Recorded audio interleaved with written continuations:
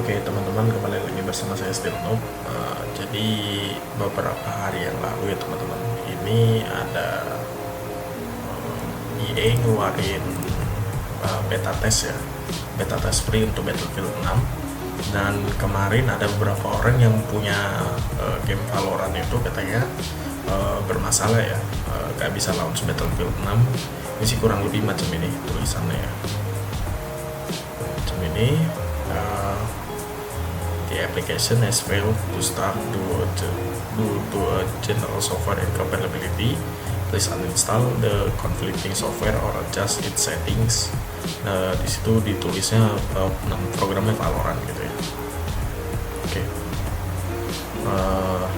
Jadi ini tuh sebenarnya sih karena ada konflik ya di dua software anti-cheat punyanya EA ya dalam game Battlefield 6 dan punya Riot Games untuk game Valorant ya, namanya Vanguard.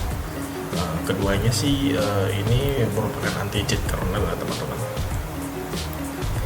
Yang dimana kalau misalnya dua-duanya kalau misalnya ada salah satu jalan tidak memungkinkan program anti-cheat lain yang punya teknik serupa ya, teknik anti-cheat kernel serupa itu untuk berjalan gitu ya. Jadi untuk teman-teman yang kurang tahu, kalau Vanguard ini ya, buat teman-teman yang gak install Valorant termasuk saya sih sebenarnya. Jadi Vanguard ini dia itu dia dimulai pada saat komputer hidup ya teman-teman. Jadi pas komputer hidup, Riot Vanguard ini anti-cheatnya Valorant ini mulai berjalan ya teman-teman. Dia mulai berjalan, dan itu pun kalau misalnya teman-teman mau mematikan sih bisa ya, bisa mematikan ya, bisa untuk mematikan anti-cheatnya Riot Games yang namanya Vanguard ya. Ini bisa di-exit, tapi perlu diingat ya teman-teman, untuk menghidupkan Vanguard itu teman-teman harus restart komputer lagi. Jadi nanti setelah restart lagi itu Vanguardnya kembali berjalan lagi ya teman-teman. Jadi untuk teman-teman ya, kemarin itu sih udah ada klarifikasi ya dari kedua developer ya, dari developer Valorant dan juga developernya EA ya, developernya Battlefield 6. Di sini sih dibilangnya Vanguard ini kompatibel ya, asal tidak berjalan bersamaan ya. Jadi dia kalau misalnya Vanguard ini bisa dimatikan kalau untuk main Battlefield 6 ya. Tapi untuk teman-teman setelah mematikan, kalau misalnya mau main Valorant, teman-teman harus restart komputer ya teman-teman. Ini sih kalau ada di penjelasan orang ini nama channelnya low level ya. Jadi ini udah kejelasin kalau kernel anti-cheat ini punya akses ke seluruh OS ya teman-teman. Jadi dia bisa dibilang punya akses ke seluruh OS. Dia ngecek seluruh OS-nya, dia bisa ngebaca sebuah bagian komputer teman-teman saat hidup ya teman-teman. Sebenarnya sih apakah ini buruk? Sebenarnya sih ini tergantung ya teman-teman. Kalau misalnya kernel itu kan memang punya akses ke semua bagian komputer yang saat dihidupkan ya, saat dia jalan ya. Jadi dia juga sebenarnya sih bisa merusak OS juga ya. Tapi sejauh ini sih untuk Vanguard memang tidak punya masalah lah ya. Dan juga anti-cheatnya EA ini sebenarnya sih Javelin tidak punya masalah. Kalau teman-teman tahu, beberapa game juga di luar sana sekarang untuk yang di versi Windows PC-nya ya teman-teman, itu punya anti-cheat yang berjalan di tingkat kernel lah. Ini termasuk seperti misalnya Genshin Impact juga termasuk, terus Delta Force ya, Delta Force baik yang versi dari Tencent untuk global ya maupun dari versi Garena ya. Terus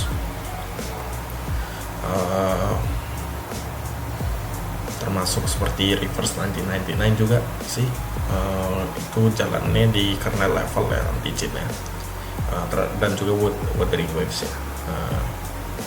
Jadi gitu teman-teman. Sebenarnya sih kalau dibilang buruk, pernah sih ada kejadian program kernel yang bisa merusak OS ya, tapi sih bukan anti-cheat kernel ya, tapi antivirus kernel level.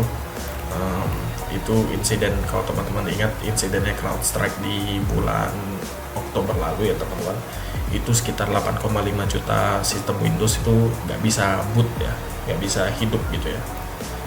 Karena hal ini sih Microsoft ini punya rencana untuk ngebatasin akses ke Windows kernel teman-teman ke depannya. Jadi kemungkinan kalau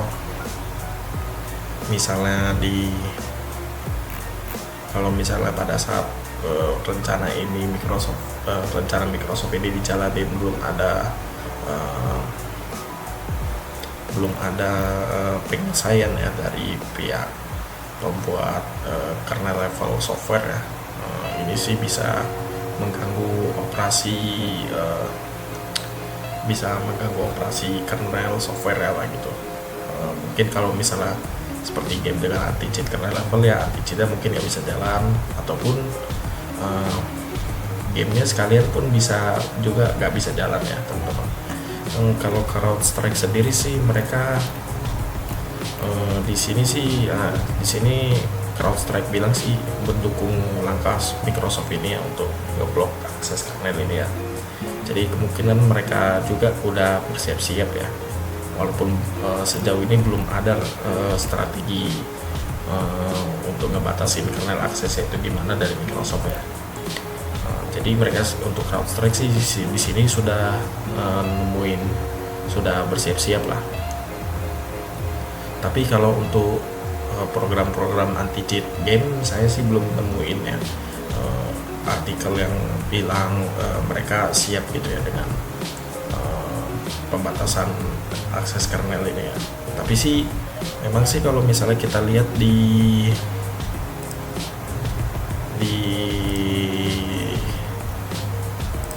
artikel Riot ini, kernel mode driver ini ya, mereka kan install anti-cheat kernel ya. Jadi kalau mereka bilang sih anti-cheat ini sebenarnya sih jalan di mode kernel juga ya teman-teman. Untuk cheat-cheat yang ada di luar sana gitu ya teman-teman, ini cheatnya jalan di mode kernel. Jadi kalau misalnya kemungkinan Microsoft ngeblokir akses kernel ini, mungkin untuk beberapa cheat perlu penyesuaian lagi ya. Mereka nggak bisa jalan di kernel level juga, dan juga anti cheat game juga nggak bisa jalan di kernel level ya. Apakah mungkin akan beralih ke metode anti cheat lama di yang mana cuman software biasa gitu ya, atau gimana, saya juga kurang tahu sebenarnya sih secara teknis ya. Jadi ya kalau dibilang apakah software tingkat kernel buruk atau bagus atau buruk, itu tergantung sih ya teman-teman. Dia memang bisa merusak OS, bisa merusak sistem operasi ya, seperti misalnya CrowdStrike insiden ya, insiden CrowdStrike sama teman-teman sama ada pernah penggunaan anti-cheat kernel milik Hoyoverse ya teman-teman.